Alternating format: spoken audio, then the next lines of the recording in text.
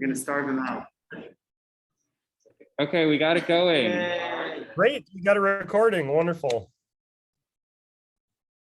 So thank you all for having me. It means a lot. I'm going to keep it casual. Marshall said that you were interested in talking about galleries, gallery representation, and things to know about working with galleries a little bit, including a little bit about setup and stuff like that. So can you all hear me okay and see me all right? Yeah. Cool. So this is a topic I like to talk about quite a bit. I show my work exclusively through galleries and occasionally through personal appointments, in-person sales. That might be like an art fair or something like that. And I'll talk about that in a little bit. I occasionally sell one or two pieces on my website, but I do not like the hassle of sending my work out all the time, packing it up, keeping good packing equipment on hand. You might need a whole packing room if you're going to do that frequently, and a bunch of other things that I will address in my talk here. So I'm going to do a screen share, and I put together a bit frenetically PowerPoint presentation for you guys. I'm going to try to not break my rule and read my own words off the screen here. Just about working with galleries. The one thing that I foresee that might be a little bit difficult is the fact that the ceramics world is kind of a weird outlier in the art world. And so a lot of what I know working with galleries deals with this different type of object than an object that sits on the walls, and a different type of object than that has like an art field that's already very well established. It seems like there's kind of a glass ceiling possibly that I don't have complete access to as a ceramic artist. For example, there are, what they call blue chip galleries, which I don't talk about at all, which are like those really big New York galleries that show like, Damien Hirsts and things like this in the art world, which I don't talk too much about in this presentation. But the question that I get from a lot of people is, why should I bother with galleries? In recent times, there's been a major democratization of the art market. We have people that sell on Etsy. Instagram sales are going really well. And to be completely and 100% truthful, I'd say that probably more money is made, well, maybe not more money, more people make a fine living without dealing with or thinking about galleries at all in terms of selling their work. And so they're by no means the only way to make a living. However, it is incredibly common to see gallery representation as a really important part of being a professional artist. This means for me, for example, being a studio manager or being in academia or being in a position where your engagement in the art world is going to mean a lot for your other job. And in fact, it is incredibly common for artists to subsidize their art making with non-art field jobs. For example, I worked at Enterprise Rent-A-Car to subsidize my pottery making habit for years, trying to exhibit at galleries as best as I can. And there's a lot of different ways to make a living in the arts. My mentor does art fairs, and he does a lot of exclusively workshops, which are like one-off teaching gigs, which can be incredibly lucrative. And the art world and dealing with galleries might just be something that to a lot of people is seen as a kind of pretentious, and I get it. I don't think that it is. I try to sell all my work through galleries because I think that they do a really nice service for the field. Here I've got this, maybe my face is blocked, our faces are blocking this, but Facebook Marketplace, animal portraits for $100 of these terrible dogs. It's so really cute, but people do it nowadays. Even I've seen Fiverr and all types of things. Art making is great and well, and there's a ton of different ways to support your art besides galleries, but this is about the gallery. Okay, art fairs are not really a gallery, but they are juried. And there are some art fairs whose professional merit goes very, very far. The Smithsonian Art Fair, for example, is one which might as well be an exhibition. And then there are gallery themed art fairs like SOFA Chicago, for example, where the artists themselves are not setting up a booth, The gallery rents a booth space. This happens at conferences and things as well. This is like a whole different set of considerations, the art fair circuit is, and a lot of people do it. They can be very profitable, or they can end up being expensive because there's application fees and booth fees. Some of them are juried and are great. I included this picture here is of the Edwardsville Art Fair. SIU Ceramics has a booth during it. It is juried. They have, I think they had 90 artists. You know, you do have to have your own setup and equipment to be able to do an art fair like this, but this proved to be fairly profitable for us. And if it's in your hometown, it might be worth a consideration to do an art fair like this. They do vary wildly in quality, so I would just take that. It's kind of gallery adjacent, but that's probably the last time I'm going to mention that. So I wanted to just talk about some of the abstract benefits for galleries. The first thing that I already mentioned is credibility. It's wonderful for academic and professional life. If you want a career in museums or in the institution, like Marshall and I are doing here, art, selling in galleries and having exhibitions is absolutely critical. The gallery has built-in sales and collectors relationships. For me, especially working at Enterprise Rent-A-Car, $50 in a lunch was a humongous expense for lunch, but there are people out there who do not balk at spending hundreds or thousands of dollars on things. And those type of people don't generally have past that cross your own life. Even though the 50%, 40%, or sometimes even 60% that the gallery takes seems like quite a lot, it really pales in comparison to the financial considerations when you realize that the gallery is marketing your work for you, and especially quality galleries already have a built-in network. The number one thing is, for me, saving time on my own work. I knew from the beginning I wanted to be an artist and a teacher, and I did not want to be a business person that has a lot of space at my house to ship work out and to worry about that.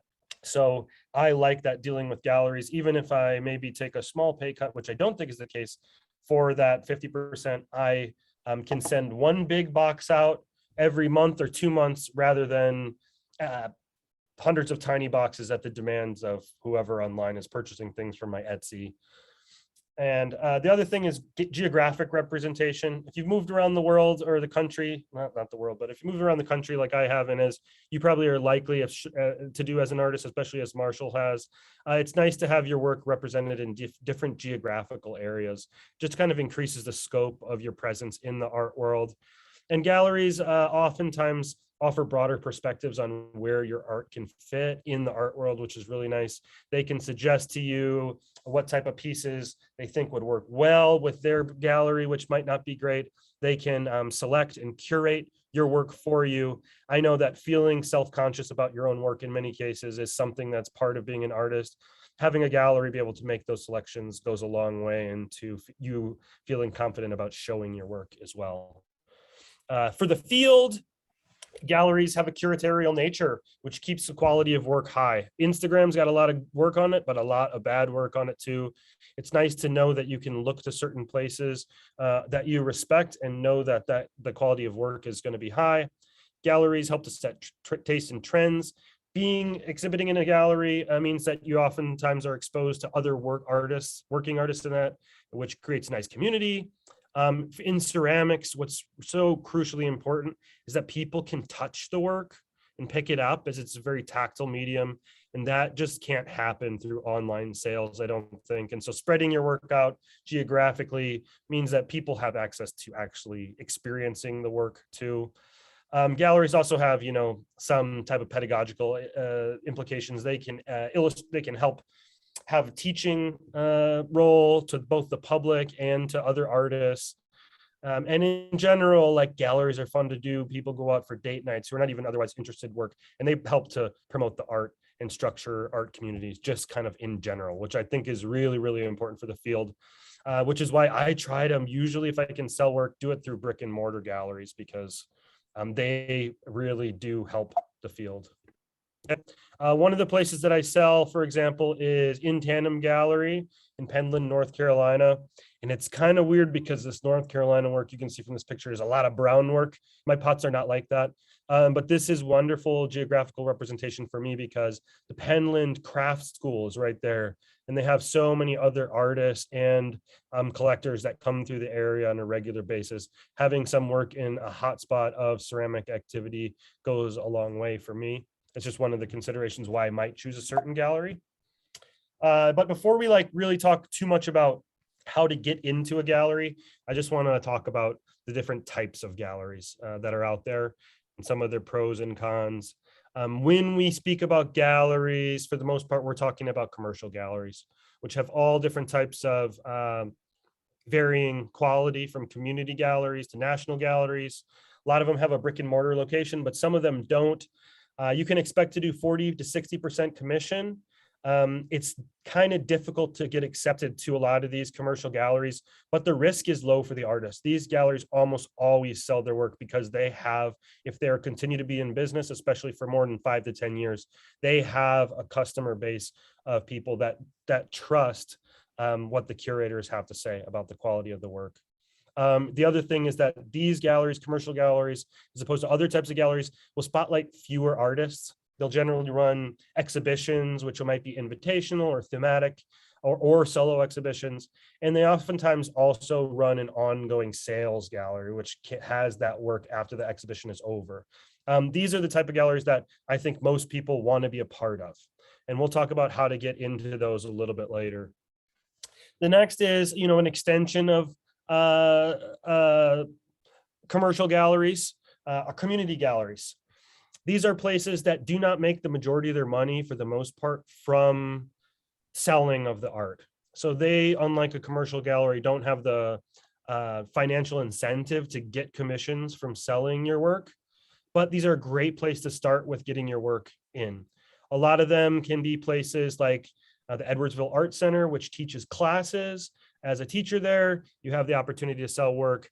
A lot of places that I've done artist residencies before maintain some type of sales gallery, and they'll ask me back to their holiday sale every year. So I can send work out to them without having to worry about shipping it to individual people. If it gets broken, I don't have to worry about refunds or calling insurance or anything like that. These places are great to look for as for professional things, and maybe the gallery part of it is a little more risky because it's a kind of an afterthought. It's not the central part of what the program has to offer, these community galleries. Wonderful community gallery that we have here in Edwardsville, if you haven't shown your work in any galleries yet, is the Good Weather Gallery right on Main Street. They are highly prone to, I talked to the woman, I want to say Samantha, I can't remember right now. She's wonderful. They show lots of alum work from SIUE as well as current students. One of our students, Daniel Price, has some pottery pieces there in the corner. So you should also just go check it out sometime. It's kind of nice to be part of that community, like I said earlier. The next is the place that I try to stay away like the plague is boutiques and consignment galleries. They have a ton of work. You can find them oftentimes in coffee shops, frame shops, tourist traps, mass-produced kind of art, crappy art, Thomas Kincaid stuff. Lots of horses in these galleries. I don't know what's up with that. Lots of horses. The price points are a little bit lower. They have very low curation guidelines, probably unlikely to have a mission statement like other gallery does, and they don't seem to be very involved with the art community. They seem to be more of individual private business than they do community oriented. So I try to see that if a gallery that invites me to show work, it's important to look at the interior space and see if it looks like a cluttered mess with a ton of artists, or if it if they sell things that are weirdly outside of your medium, like soaps or something. That just look out for that. The next is the Co-op Gallery, and these are a wonderful place to meet other people. This is GCAD here, which is Granite City Arts District Arts Council. right in Granite City here. It's run by, we've got a couple of alums who show there frequently. One of our graduate students has a show there right now. It is a wonderful place to propose a project, to meet other local artists, to have a mission. The only downside is it's very labor intensive for the artists. Like renting a space, you're pretty likely to put most of the labor into setting up the show yourself. It provides great opportunities for experimental work, these co-ops. Sometimes there are fees associated with it. And you're also not very likely to sell work very often at these places. They're more of like a project-oriented spaces, which is not to say that they cannot be incredibly cool or worthwhile. As a student, this space in Granite City Arts District would be something to definitely look at. And they're also, the nice thing is, unlike a commercial gallery, they're very easy to approach with an idea or a project. They're there because they love the art and they love supporting the arts and artists. So I would check them out for sure. The last is academic universities and galleries. They are also look really great on your resume. They're very professional. I do a few of these because I do lots of workshops at universities, and they like to show your work at the same time. If they have a gallery space, you can do that. You're very unlikely to sell work at these galleries. If you came to the show that I curated not that long ago at the Art and Design West, I don't think we even put price tags on the pieces for the work, because it's about supporting a theme, supporting academic discourse. These shows are really there for the students to see. The good news is that they oftentimes will pay a stipend or for you to come and lecture. And in ceramics, workshops are a big thing. So a demonstration in the classroom, which is fairly well funded, happens too. Although they are a little bit more informal. Sometimes they'll curate the work for you, and sometimes you'll do most of the work. You can oftentimes work out to these gallery coordinators directly. Like you can contact Joe Page, who's in charge of the gallery coordination here at SIUE, and say, hey, do you have any spots coming up in the show? I have an idea to propose an exhibition, and he'll at least be honest with you about the availability. And the next is pay-to-play galleries or vanity galleries. I get emails from these all the time, and it says, you can show at this like ridiculously out of my league place.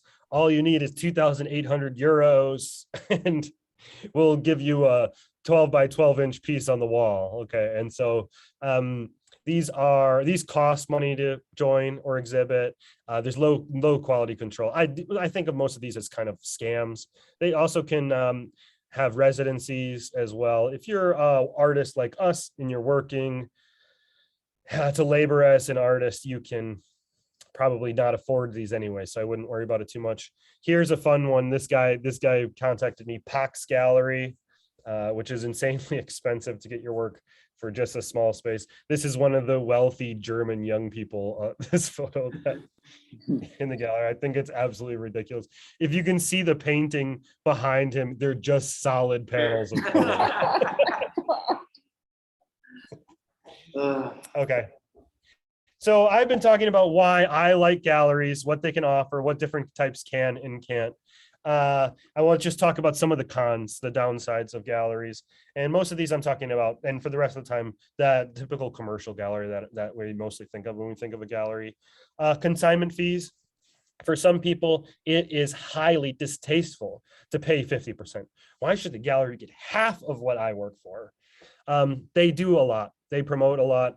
And this consignment fee, we'll talk about pricing in just a second, but that's something that you price into the work. There's contracts and W-9 forms. You pay taxes on your income, which sometimes can be difficult, especially if it's not taxes withheld at the end of the year. You're like, oh my gosh, I owe a lot of money.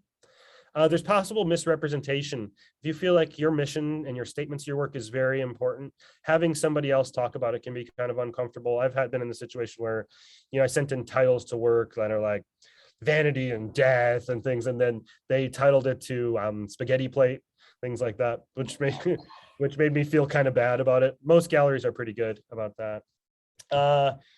Artists don't always get to meet collectors just as they meet them, but sometimes you don't know who's buying your work. Occasionally a gallery will send me a list of like addresses of people who purchased it, but really I just see that it goes off the shelf and I get a check.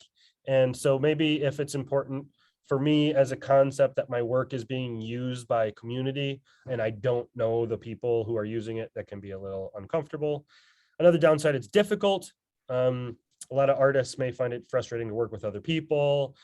Some people have hangups about loyalty and scheduling, and some galleries might, although not in the ceramics world very much, demand exclusivity, and that can be both competitive and stressful. Those are just some of the things when people think about working with galleries. I didn't put on here that the perception of them being very hoity-toity as well, but a lot of the galleries, especially the functional pot galleries I work with, are like the nicest down-to-earth people in the world. Okay, so the question is, found yourself in a place you want to get in a gallery. And this is a big thing in ceramics where people have been making work for a long time, having Etsy flash sales, doing art fairs, and they'll be like, but how come no galleries ever want to have my work? How come nobody ever reaches out to me?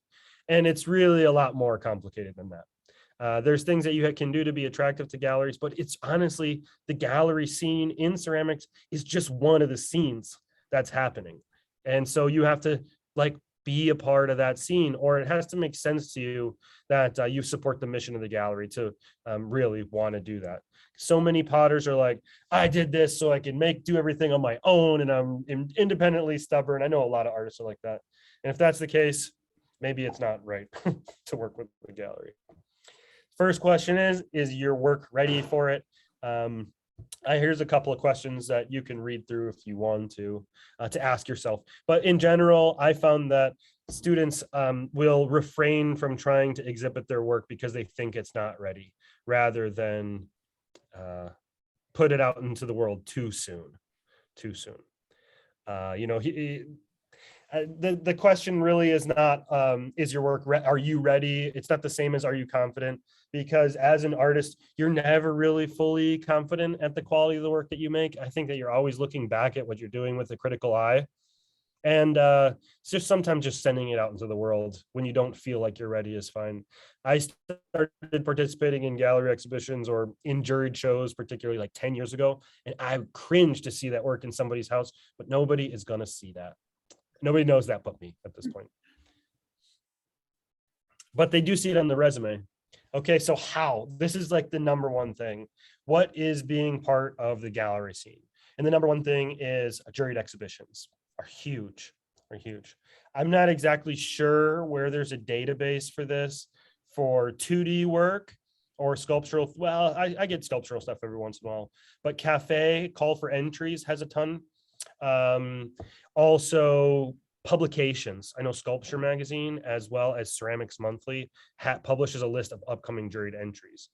The problem is they can be kind of pricey, and in ceramics, $30 entry fee, gallery takes 40%, and you sell your mug for $50 and you ship your work there, you're out a little bit of money, but those are absolutely essential to getting your work out in the community. The juror sees it, who's clearly active in the community. It's seen by people in the gallery. And if you're at the place where you can be kind of picky about what juried shows you enter, you can pick those juried shows that happen particularly at commercial galleries that have sales galleries. I've met a lot of the places that I sell from annual calls that some galleries do. Okay. Researching the juror goes a long way. It's not maybe ideal to apply for a show if, for me, the juror makes very painterly work that's really brown and wood fired, because mine's just not like that. You have to have an artist statement and a bio, usually up to 3 pieces for an entry, and sometimes a resume. So make sure you have that stuff on hand to make application easy. Early career artists should apply as frequently as possible, and even if they seem dumb, those small shows, which are really easy to get into, like small works shows, every single line you can get adds to that perception of your participation in the community. And seeing all those lines together is really, really important for people that are hiring in the field. Okay. Discipline specific shows also are really good. If you make oil paintings, then an oil painting specific show is a great way to go. Anything that narrows to your focus. I would be a little bit wary of international shows or shows with very, very high entry fees and not a lot of other information. That's kind of the vanity gallery aspect of it. I just wouldn't worry about that too much. Here's things you should do. Attend openings, go to receptions. It's incredibly important. Just people seeing your face up there, knowing that you're interested in the art. There's a lot of places. Dwayne Reed in St. Louis. I have a list here of all the linked galleries in St. Louis that you can look at. Some of them are like Joe's Pizza Shack, and some of them are Dwayne Reed, which sells. There's a Stephen Young Lee pottery there right now for $9,800 a pot. So attend openings. What you shouldn't do is bring your portfolio in person. Do not put the gallerist on the spot like that. That's not great etiquette. No. Enter juried shows. Yes. Try not to advertise your flash sales online. If people think that it's fine to have those sales, maybe check out my website. Don't do like series of Instagram stories. This one's for sale, this one's for sale, this one's for sale, this one's for sale. It's not that it's necessarily competing with galleries, but doing that and pricing your work low means that it's not worth the gallery's time to take a look at it. Know your worth in terms of your work. I think most people price their work a little bit too low. You got to maintain an online presence. So if somebody says your name or you say your name to somebody, they'll look you up right away. If they go to your Instagram and it's all pictures of horses, it's probably not the best. Maybe if you want to have pictures of your horses for your family, then you can have a private Instagram for that or something, or Facebook or whatever your website, whatever your choice is. Maintain some place where people can find your professional work easily. You got to find a scene that matches your work and your sensibilities. That's really important. I'm not going to be in Art Basel anytime soon just by hanging around those guys. All right. I know the type of communities that my work thrives in. And so I'm going to make sure that I continue my communication with those. Travel for residencies and opportunities. It's hard. Life gets in the way. We have families and we have relationships and all that stuff. But I think it's really important to travel, to see new places, and to just expose yourself to other galleries, other scenes to find your spot, and to do that geographic separation like I mentioned before. Look for calls for sales gallery representation. They have those every once in a while. If you see a gallery you like, sometimes they have a submit section, and that's the way to do it, not just emailing your portfolio to whoever's there. Do not text anybody on social media. Say, hey, I love your gallery. You want to look at my portfolio? That person behind the social media account has nothing to do with the selection of work. Don't do it. It looks terrible.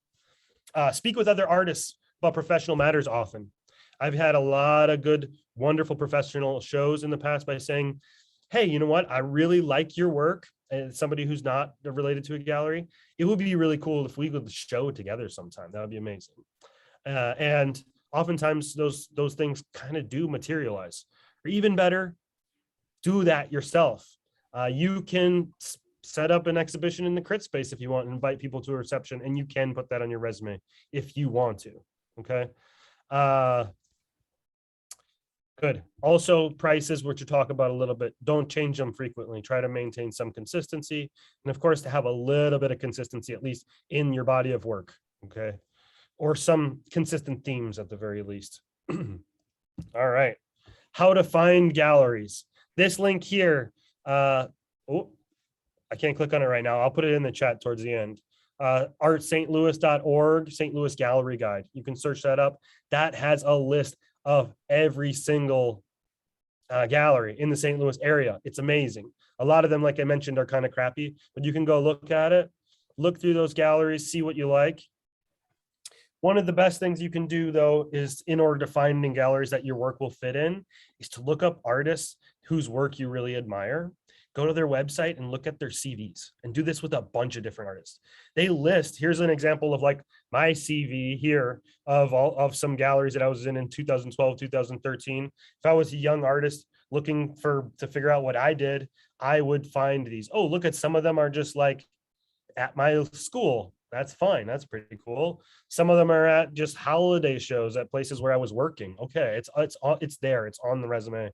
I see what your idols are doing, and you could see where their work is now, and that's really powerful to keep an eye on those galleries. What type of work is going through those galleries too? So much better for inspiration to look at galleries than it is to look at Instagram. Again, Never underestimate the power of planning your own show. I think I said that before. You can make it yourself. You can start your own co-op.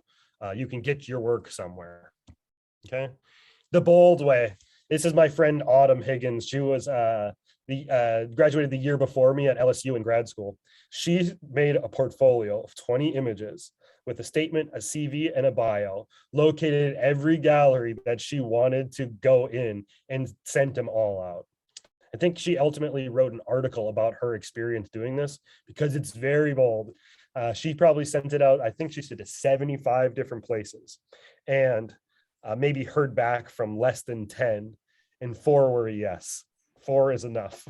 4 is more than enough. It's an incredible amount of work. And I think this was back in the day where she sent it on a CD-ROM drive. So that is something you can do if you're feeling desperate for gallery representation of some type.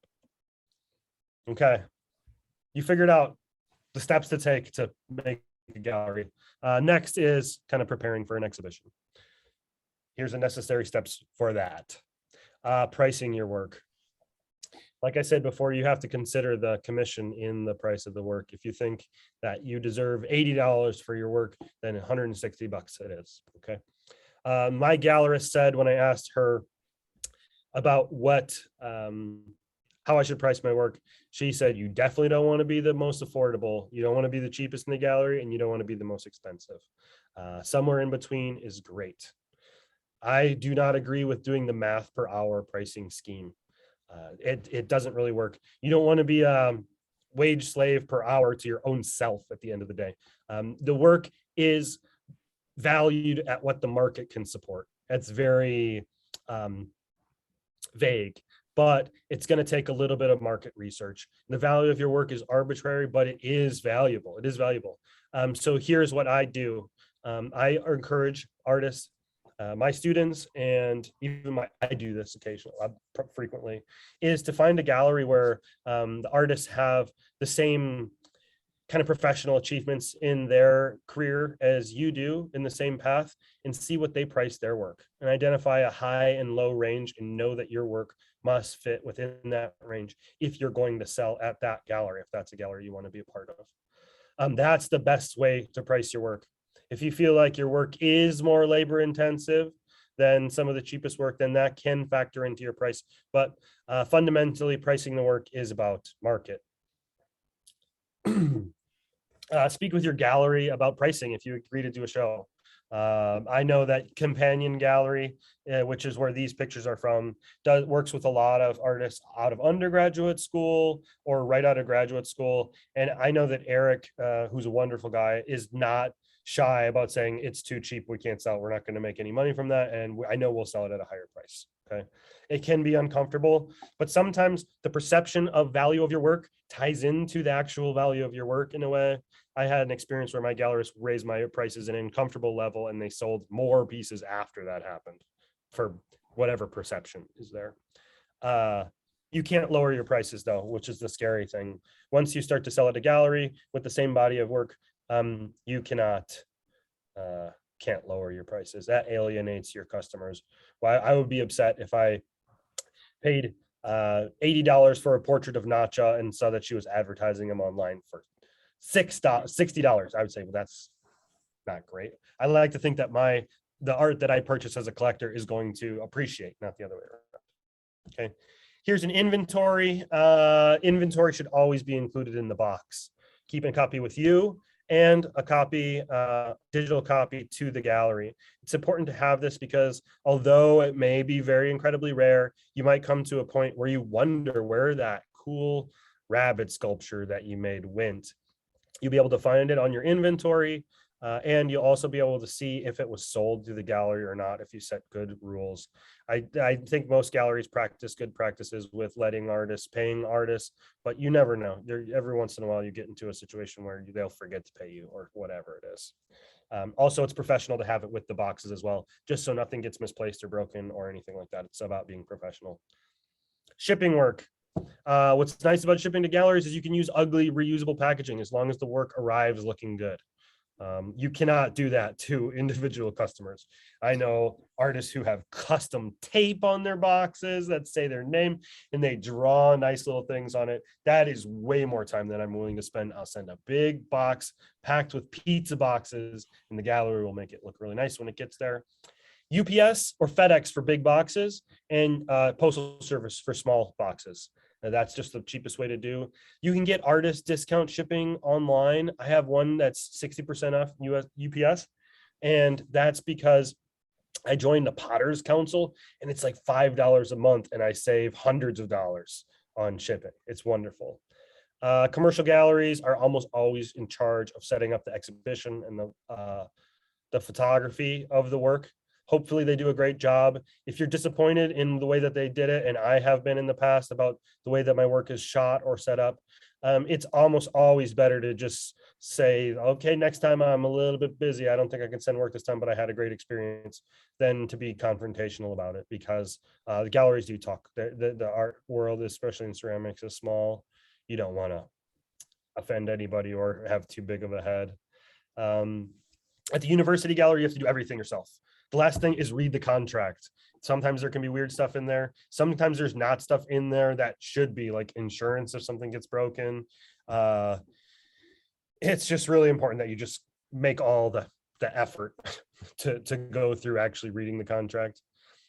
Also, pay attention to deadlines. The deadlines are almost always included in the contract.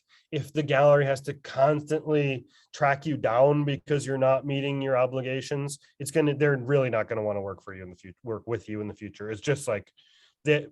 Imagine I curated the show here, and there was 7, 8 people in there, and it was like pulling teeth to keep a track of when everything was coming in. It's just a lot of work. Also, commercial galleries should pay return shipping, and they oftentimes do. The only exception is juried shows, I think, for the most part. Oh, is that it? Yes. So that's like mostly everything I think that there is to know about trying to get gallery representation. I didn't talk about exclusivity, which doesn't happen a lot in the ceramics field, and I think would be kind of awkward to be approached about it, having an exclusive relationship, unless you are mid to end career artist. If anybody has any questions about anything I talked about so far, I'd be happy to answer some of those. Wow, that was awesome. Yeah, thank you. Thank you so much, Mike. Can cool. you stop sharing for a second, the screen, so Yeah, we can yeah. see your face? Okay, great. That was the most thorough presentation I've ever seen on approaching galleries preparing to exhibit your work. I'm serious about that, so thank you. That was fabulous. Cool. I can email you a copy of the presentation if you want, so that you can get the link, or maybe I'll put the link to the St. Louis galleries in the chat here. You know, one of the things that we have in ceramics is we have a community called Art Axis, and they have, it's a juried organization that lists everybody's work. And on each page, they have a CV, and they have a statement, and they have a link to their website. But they also have a geography tool, like you can go to the map and see where people's kilns are. You can see where people are making work. So the first thing I did when I got to St. Louis is like, okay, who's the artists are on Art Axis on here? And so I think that's just like meeting other artists is a great thing. I don't know if there's something like that for painting and drawing or photography. I know that photography in particular has a ton of different contests, photo contests, especially for publications. And so those are something to be actively participating in as much as you possibly can. I think that's like the number one advice I'd have to give is do those juried things. They're such a pain, and don't forget what you did too. That's a big thing. You know, it might seem like a kind of a silly little dumb show here, and you just will write on your resume later, and time goes by, you forgot that you like put something in the Edwardsville Art Center holiday sale. You just try to keep track of that on your resume as best you can. Do you have like a personal system for keeping track of all these deadlines and like kind of carving out the time for yourself to look for these opportunities? Yeah, I keep track of a lot of the juried show deadlines by printing them out on paper, and I stick them to the board in the graduate studio room. Previously, I'd stick it to my own board. In my personal studio, I have a whiteboard that has the list of all the obligations that I have coming up. And then I've got a calendar that I carry with me everywhere I go in my computer bag in case I need to schedule something that I'll just pull that out for this. So I always start the day, like the first thing I do, I wake up in the morning, I look at my calendar and I have my cup of coffee. And I just dread, oh my gosh, because like ceramics, there's so many steps involved. It was this October, it was like Halloween. I was looking at my November 15th deadline that I just got done with yesterday. I've got all this work that's going out to Demarest exhibition in New Jersey. And I was like, okay, so bisque firing 3 days, then maybe 2 more days to glaze, and the glaze firing 2 days to fire, 1 day to load, 1 day to cool. Then I have luster firing, which is going to probably take me 2 days to do that. And I'm like planning, the work is done, but just to get it finished is like 15 days. And so I have to be really good about that with ceramics. Wow. Do you find that it's easier or harder? Are there different challenges when trying to get represented by a gallery that you're not living nearby? Does that make a difference at all? Or are they able to kind of communicate? Yeah, it's very difficult because, I mean, the obvious thing that shipping is much more expensive. The second is them finding you in the first place. And if they pay return shipping, that like kind of factors into the price of the work for them too, for their commission, if it's a commercial gallery, because remember, they make almost all their work from selling your work or just selling work in general. And so that's difficult. I think the number one thing is to go to these conferences and to speak with the owners. You know, a lot of those commercial galleries at main conferences, CAA is a big one, College Art Association. There's a lot. INSECA for us, National Council for the Education of Ceramic Arts, is big. SOFA Chicago, which is close to here, has galleries from all over the place. You can generally kind of see who the gallerist is there. And if you wait for a time when they're not speaking to somebody who has brightly colored glasses, who's likely a collector, you can say, I think this is a really lovely setup you have today. And I just was really, inspired by this work. Can you tell me a little bit about that? And they'll know that you're an artist who's interested pretty clearly, I think. And it's just making those kind of connections that can come a long way. One of the big women that showed my work, which was a large deal for me, I talked briefly about raising all my prices, was a woman named Leslie Farron. And she saw my work from a juried show that she was a jurying. And she said, look, I'm teaching, I'm assembling this thing for the New York Ceramics and Glass Fair. And what this is, it's like highly based on historical art, glass and ceramics. And she's like, your work would be great for this when I saw it. But if you want to exhibit with me, you have to tell all your other galleries to take all their prices off online, because nobody can know that you're selling them for this price. And you have to double your prices essentially. And I need to meet you before the exhibition in person. So you need to get here to New York in 2 days. Oh my gosh. And I was like, well, I don't want to, all these galleries that I have that like I rely on my income that are like functional pottery galleries, they're not going to like it that I'm selling this work like this, now, like at this price. And she said, okay, then don't come to New York. See you later. Wow. No, I did. And the rest of the remaining galleries were cool with it. So there always had this perception that galleries are really competing with each other. And I don't really think that's the case, as long as you don't schedule 2 shows at the same time. You leave like at least a couple of weeks or like a couple of months in between like larger shows, you won't run into a problem. I have a question. Can I ask? Yeah, Nacha. Yeah, you were talking about your work represented by the gallery. So you can be represented by more than one gallery, right? You don't really have to be represented only one gallery.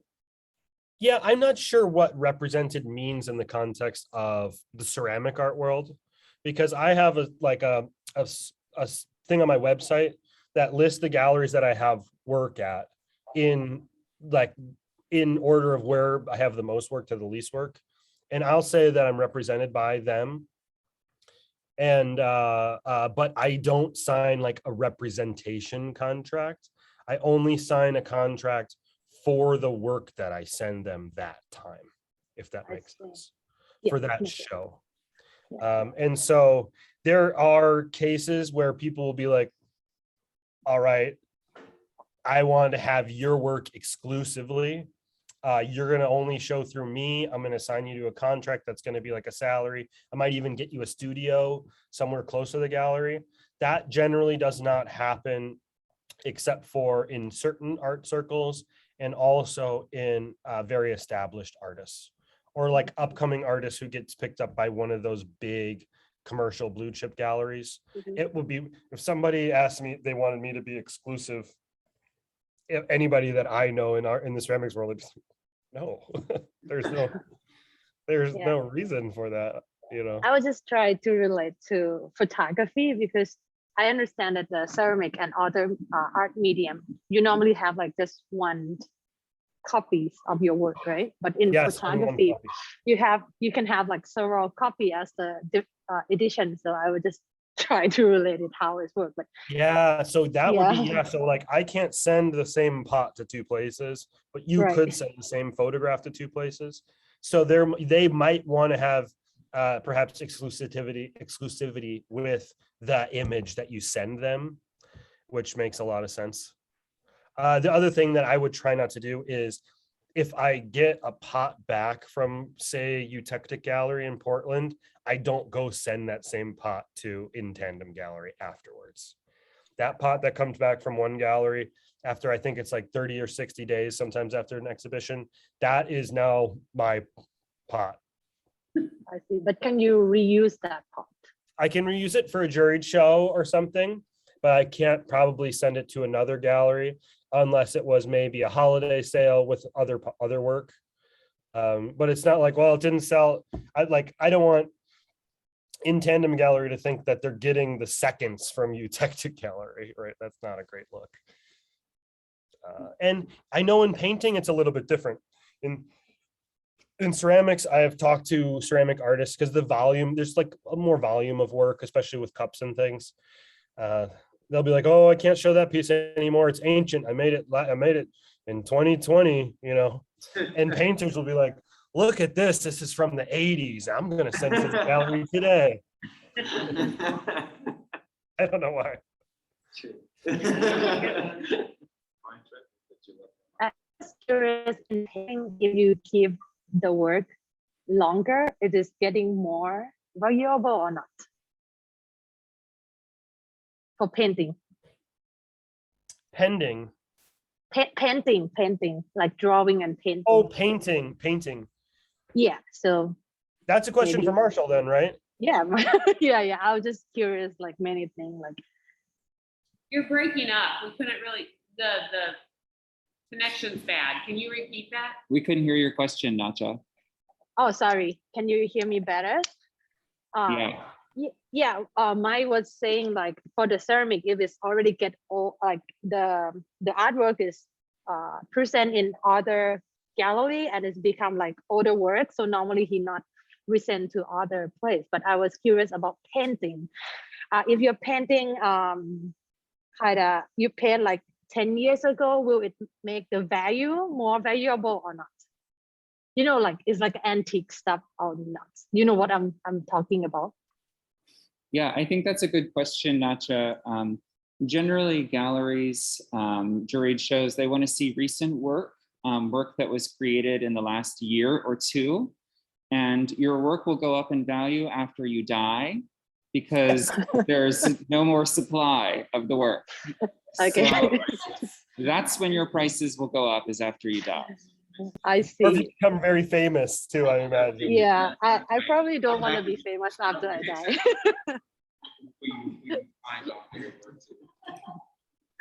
Yeah, when I die, I don't care anymore. If I'm gonna be famous, I want to be famous now. Yeah. But thank you so much. Well, thank you so much, guys. I really appreciate having me here. It was wonderful. This is about an hour. So I'm gonna go eat some dinner. You know where we are in ceramics, right? So you got to come down, pay us a little visit down here, and I promise I will be up there to see y'all in painting. Okay. Okay, sounds good. Thank you, Mike. We appreciate it. Thank you. Bye now. Thanks. Bye.